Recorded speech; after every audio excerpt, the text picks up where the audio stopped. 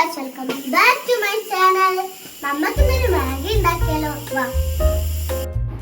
ആദ്യം തന്നെ അടുപ്പ് കത്തിക്കുക. അടുപ്പ് കത്തിക്കാൻ പിന്നെ ഞാൻ പറയണ്ടല്ലോ അല്ലേ. അടുപ്പ് കത്തിക്കാണ്ട് ഒന്നും ഉണ്ടാവില്ല.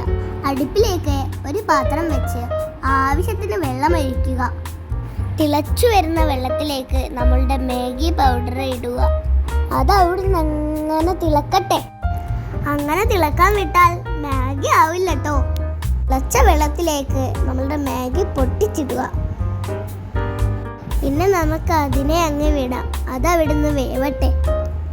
വെന്ത് വരുന്ന മാഗിക്ക് നല്ല മണമാണ്, നല്ല ടേസ്റ്റാണ് മാഗി. നിങ്ങളിൽ ആർക്കൊക്കെ മാഗി ഇഷ്ടമാണ് കമന്റ് ചെയ്യാൻ മറക്കല്ലേ.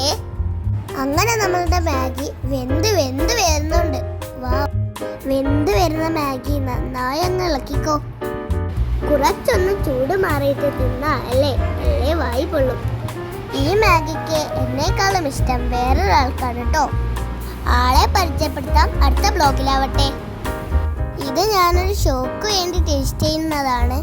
എന്തായാലും മാഗി കൊള്ളാം. മാഗി തിന്ന് സബ്സ്ക്രൈബ് ചെയ്യാൻ മറക്കല്ലേ. Bye bye.